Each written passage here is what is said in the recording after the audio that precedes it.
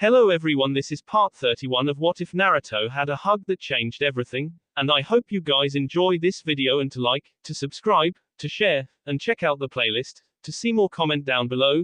Now let's start the intro. They call me a god.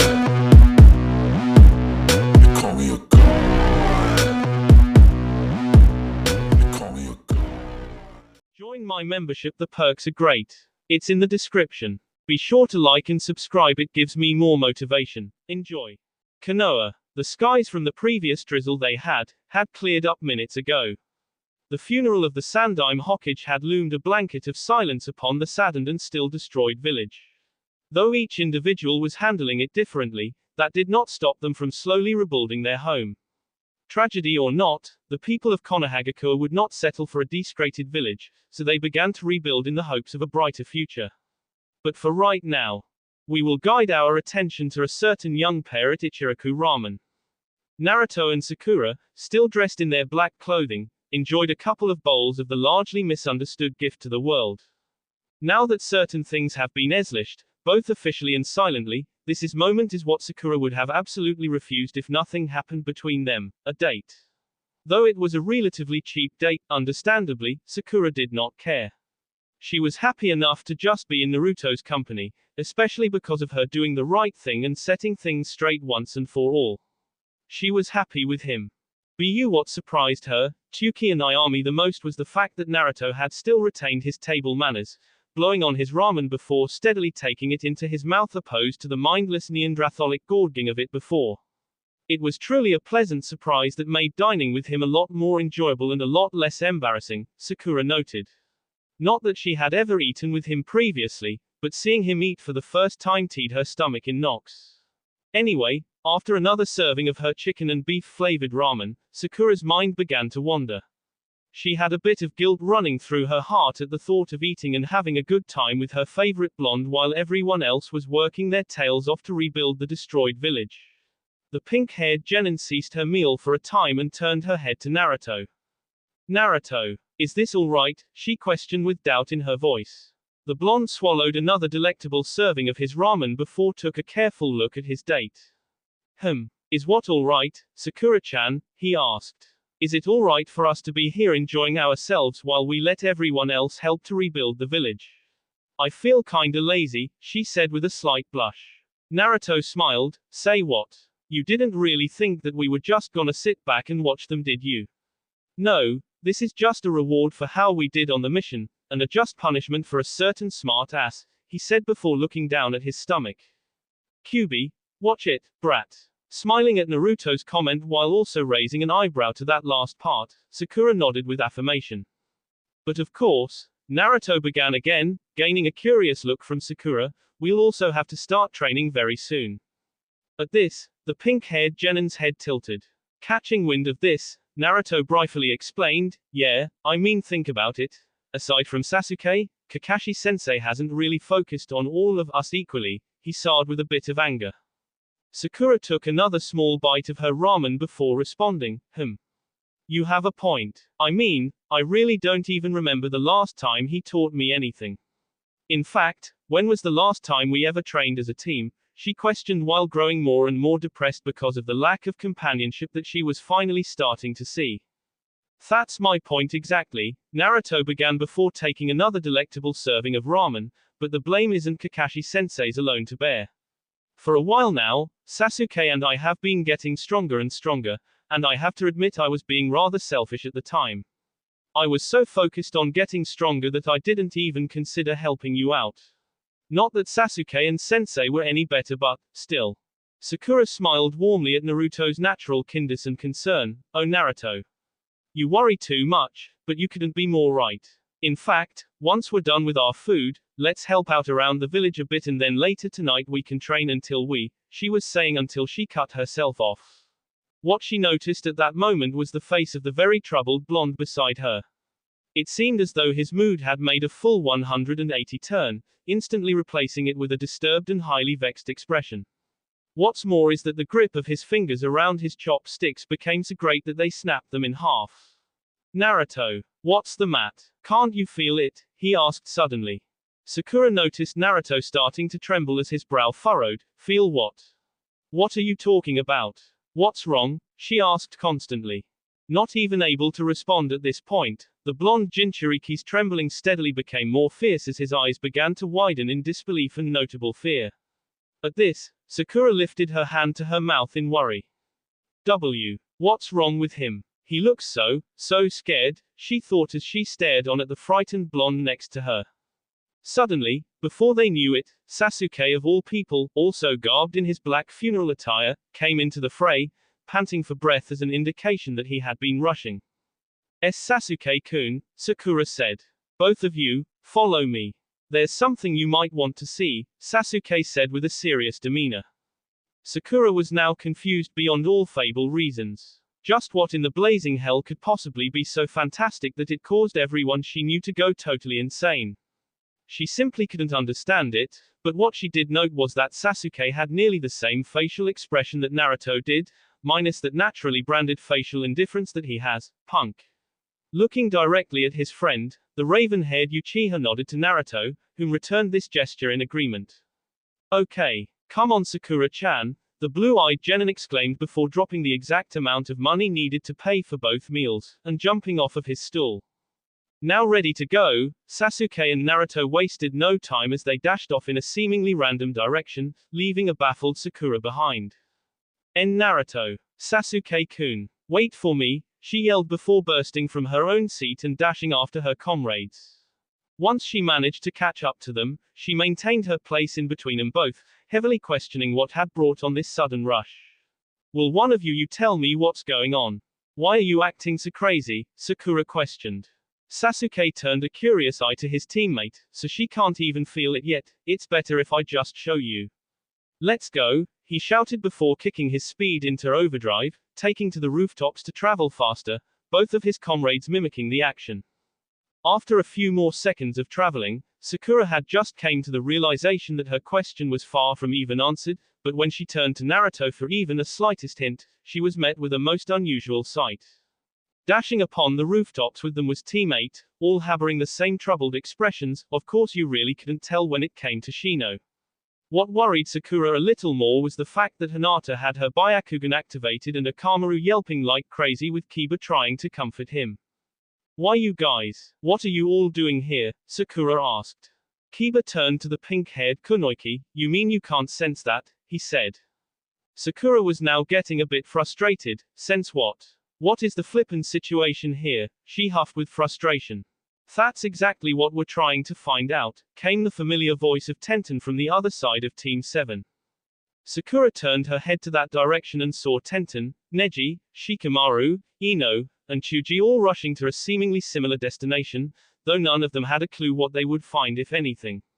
With Team 7 leading the way, the entire Rookie 9, and Team Guy with no Lee, were now rushing together to find the source of the troubled demeanor. Well, Sakura was still in the dark, and that alone was pissing her off. Even Ino looked like she was about to puke. Knowing full damn well that the Hyugas in that group could easily see what he saw before he beckoned the rest of his team, Sasuke activated his Sharingan out of pure and unintentional reflex as the feeling that he was experiencing became 5 times more intense. What in the hell? Has everyone on the planet suddenly gone insane? Sakura inwardly questioned. Ironically, it was after that exact thought, that the jade-eyed Haruna was suddenly said with a horrible, gut-wrenching feeling.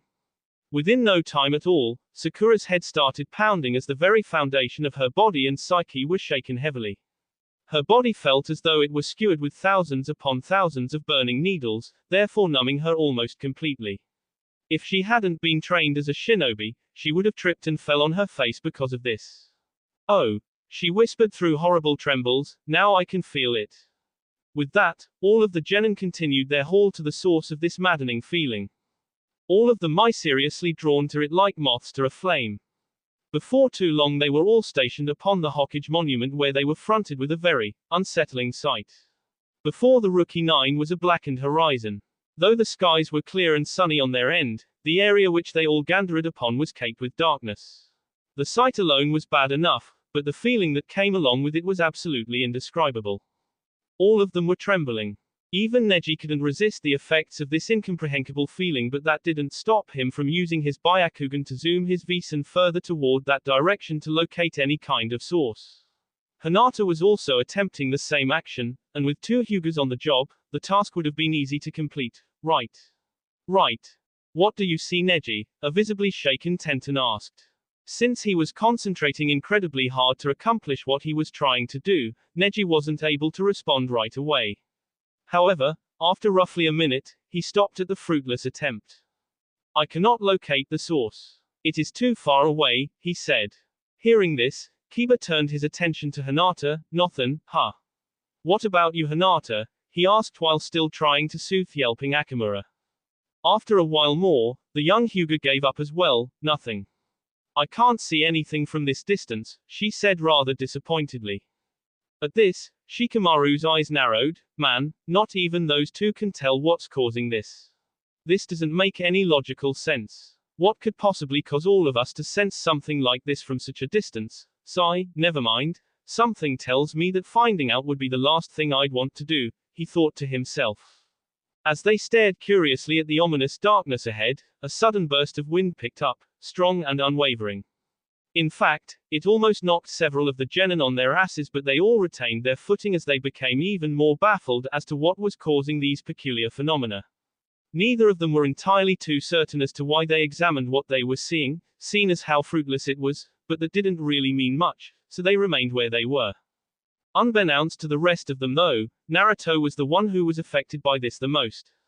His breathing was starting to become irregular and his body was steadily losing feeling and strength. This evil feeling, it's the same as from Gar, he grunted before falling to one of his knees. Catching this immediately, Sakura knelt beside her boy. Naruto. Are you alright? She asked with her voice full of concern. Panting for a short while, Naruto seemed to compose himself long enough to bear a smile. Yeah, I'm good, Gral, he grunted again as his stomach suddenly felt as though it were on fire. Sakura's eyes narrowed with doubt and worry. No, you're not. What's wrong? She asked again. This time he knew that there was no hiding behind his patterned mask of easiness. The feeling of encroaching forebode was too great. If only I knew, Sakura-chan. If only I knew. Auto FN, by the way, all of them are still wearing their funeral clothing. Meanwhile, radical destructive music plays. The black clouds above were now completely blotting out the brightness within the sky. Not a single beam of sunlight was present any longer as the clouds rotated around to atmosphere. The constant roars of thunder echoed throughout the land as the lightning bolts had now become much larger in size and more frightening in power. As one of the bolts of chaos struck and practically electrified the enormous mountain, the roars of thunder became more fierce, as did the radical winds that so vaguely tore through the forest. Upon the mountain's summit, Nekoshi and Kitsune had to shield themselves and focus a great deal of their chakra to their lower limbs to keep from being blown away, seen as how they were at the heart of this dreadful storm, peering above them at the brilliant and electrifying red oval of pure spiritual energy. Small but numerous lots of debris and rubble was being sucked and converged unto that very spot. To both of the shinobi, this was as frightening as it was exhilarating, and that's saying a lot. The evil energy was so incredibly terrible that it was virtually impossible to reprake it without sustaining some damage. The fact that they were so close to begin with, was already taking its toll upon them enough as it was, so approaching it any more than that was completely out of the question. Yes, Kuro-sensei's final ascension is at last at hand.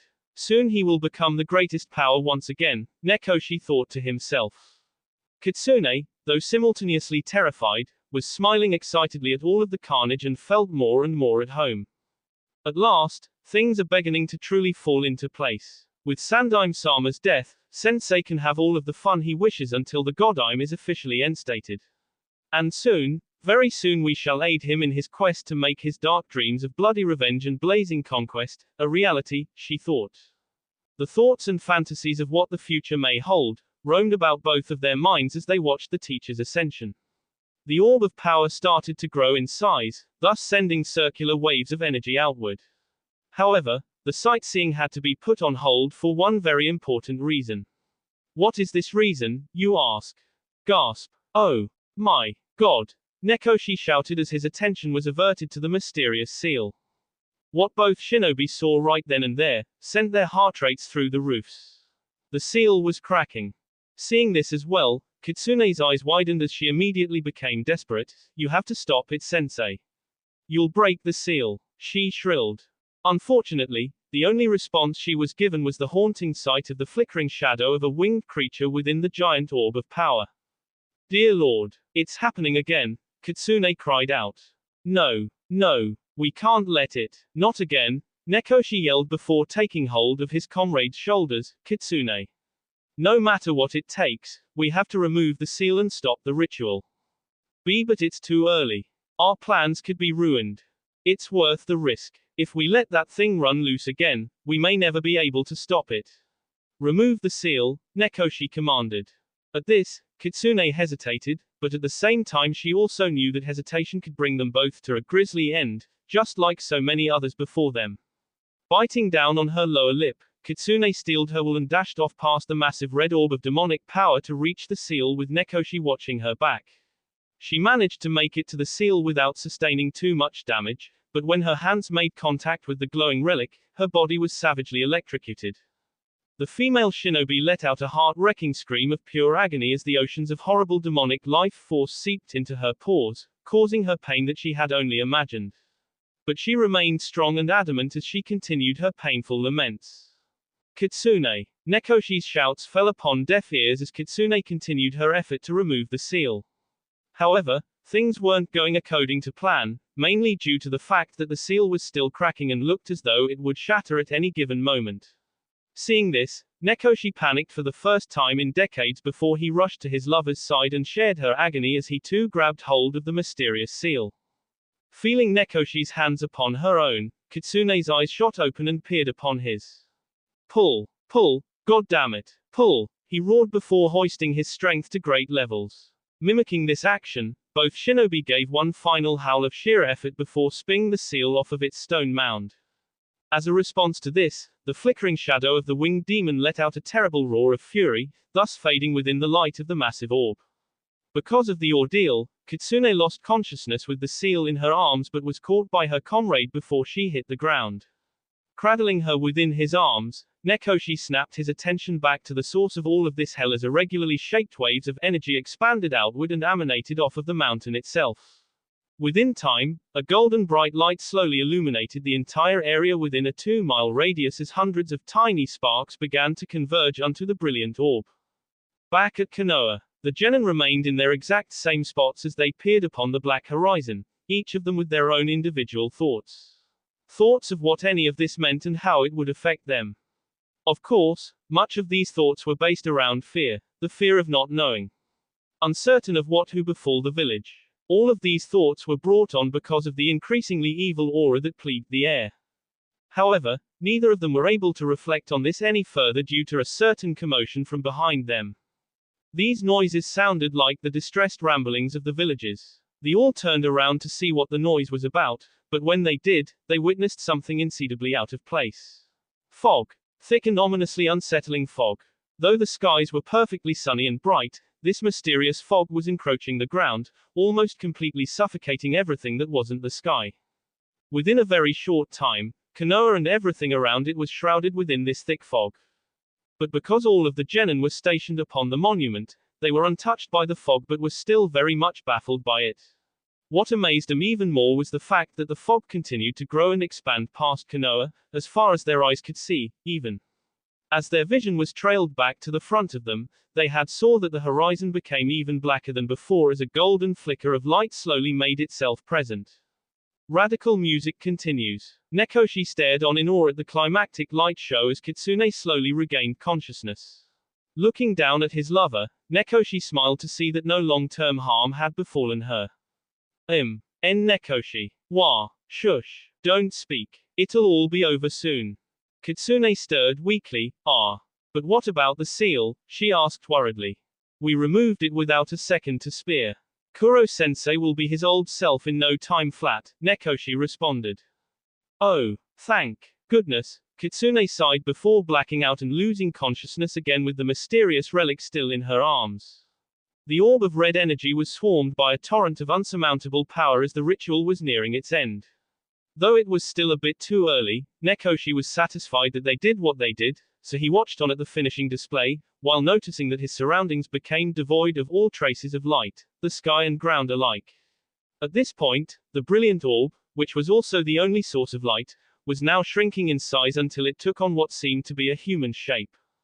Zooms off of Mountie and music stops. With one final jolt of black electricity, or MMMMMMMASSIVE. Explosion of pure red light bursted out, causing the black clouds to forcefully part in a circular and somewhat majestic fashion. This beautifully and simultaneously ominous burst of brilliance lit up the skies and ground for miles. No longer was the land ravaged by a hellish storm. No longer was the stench of death plaguing Mother Nature's air. Within no time at all, everything was as it was before. The skies were blue and cloudless with not even the slightest trace of anything gone wrong, aside from the nearly desecrated forest surrounding the giant mountain. Upon the summit, the only remnant of what had took place this day was floating in the air, a human-shaped glow of light red energy. Seeing this, Nekoshi actually found the audacity to smile. So the time has come, he said as he peered upon the hulking figure, the red light slowly fading from existence. What was revealed in its place was a being that was cursed to teeter off the edge of oblivion for the rest eternity. A being that was banished from this plane of existence as punishment for his unforgivable deeds. A being that was thirsty for blood and revenge. The form that was once taken before the ritual had even begun, was now gone, the perfect henge had been completely shattered by the sheer magnitude of power that ensued. In its place was a far more dominant and frightening figure, garbed in pure black slacks with grey, shin-high boots. His burly arms were protected by loose-fitting black sleeves and metal shackles complementing his wrists. His face was a lot more shaped, a clear indication that he had seen more than his fair share of hardships as it was almost riddled with bulk lines and scratches. His eyes are narrow and extremely penetrating with the color of his eyes not being white, but blood red. His irises showed no visible color as the only indication of their existence were their very outlines. He had no irises. His hair was a dull-colored shade of red, being shoulder-length and stylishly untamed. But the most noticeable thing on this dominant figure was something that would strike even more fear into the hearts of men. A clear indication of what he has gotten into over his time out of his cursed prison. A long red trench coat with black clouds woven into it. Auto FNU read right folks, red coat, black, clouds. As he slowly descended downward with the wind flailing his coat about, the terrible man breathed deeply to fully collect himself and allow the EDSS of pure avail energy sink into his soul and liberate his entire body. Once his feet touched the ground, causing a small cloud of dust to burst outward, he relaxed his muscles and took one last deep breath to compose himself. After all of this time of hiding and waiting for the right moment, Kuro's full power had been risen. Konoha. Every common villager in the village had been baffled that day. Mostly due to the fog that was now cleared from the area without a trace. Then of course there was that weird burst of light, but that was put on low priority. In fact, the villagers went on with their routine, helping to rebuild the village to its former glory. The genin upon the Hokage monument, however, were far from relaxed. The fact that several of shinobi had accompanied them for the little show didn't help with.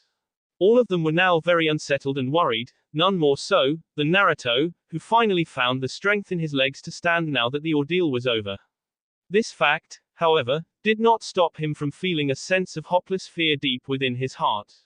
Of course, the only expression on his face was that of aggression, but anyone who knew him could tell that he was heavily bothered. And that someone was right next to him, staring at his with loads of worry and concern. Naruto's acting very strangely. I mean, sure there's something weird happening out there and it's scary, but I've never seen him like this before, Sakura thought. After a moment more of silence, Naruto's eyes narrowed with suspicion as he felt different but somewhat familiar presence from behind everyone. It's about time you showed yourself, Naruto said to seemingly no one, gaining curious looks from almost everyone around him. Who are you and why have you been following me? Before anyone even had the chance to comment on how much of a nutjob the guy was, a trained member of the Anbu Black Ops appeared behind him, maintaining a fair distance just to be cautious. So, he knew that I was tracking him, he with slight intriguement. Feeling a different presence, all of the Rookie 9 and Team Guy turned to face it and were surprised to see the Anbu staring directly at Naruto, not that you could tell because of the mask, but You knew, huh? Well, I suppose leaving you in the dark at this point would be a waste of my time and yours, so I'm going to have to ask you to come with me, the Anbu said. At this, Sasuke raised a curious eyebrow. What the hell would the Anbu want with Naruto? He asked himself. The blonde genin, himself, was also asking the same question, but as he did, the gears in his brain began to turn and churn. Considering what had happened to him the first time he had ever summoned Kyuubi, he entertained the possibility of them finding out about the second time, even if it wasn't his direct doing. But even the thought of that gave him the shivers as he remembered the warning he was given by the council should he ever consent to that method ever again. Another possibility, one that was highly unlikely, was the nature of what had just transpired only moments ago. If this Anbu was seriously here to talk to him about that, then Naruto was going to start frontin' up some that ol' gangster start questioning the matter heavily. With no real will to resist in the anticipation of sly force being exercised, Naruto sighed and took a step. But before he could take another, two of the most unlikely and highly unexpected people stepped up in front of him with their arms extended to their sides in a protective manner. Hold it. Naruto's done nothing wrong. Not seeing this coming at all, which is saying a mouthful, the tracker Anbu slightly flinched back in surprise, and utterly dumbfounded that a Yamanaka and a Haruno would defend the Kyuubi container. Ino. Sakura-chan, Naruto said in a questioning voice. The Anbu frowned from behind his mask. Both of you, move. You have no right to interfere, he sternly demanded. Ino's brow furrowed. Well, you have no right to take someone who hasn't done anything, she adamantly defied. What's the big idea, anyway? Sakura yelled. The Anbu sighed. That is classified and I have no reason to tell you anything. Now move aside, or I'll cut you down for your interference, he warned as he reached for his side-sheath katana. Despite the sudden sting of fear that struck their hearts, both females remained valiant. You can't. It's okay, you two, Naruto intervened, gaining surprised and worried looks from Sakura and Ino. For all we know they might need help with something important. And it looks like this guy's in a hurry, so I'll just go. But Naruto. Why? We all know that the only reason the Anbu meet people in person is to. I know, Sakura-chan. But don't worry about me. After this is over, I'll come back to you and we can train together like I promised, Naruto said, plastering the reassuring foxy grin that Sakura had grown to love so much. Though her mind and heart were still lingering with doubt, Sakura nodded grudgingly at the prospect of letting this slide without a fight. Though she was willing to let Naruto do what he had to do, she was far from willing to let him go without a bit of reassurance. Just before his knee jerked forward, Sakura lunged her arms around her selfless Kitsune in a lingering and affectionate embrace, wishing him the best and telling him how much she loved him without saying a word.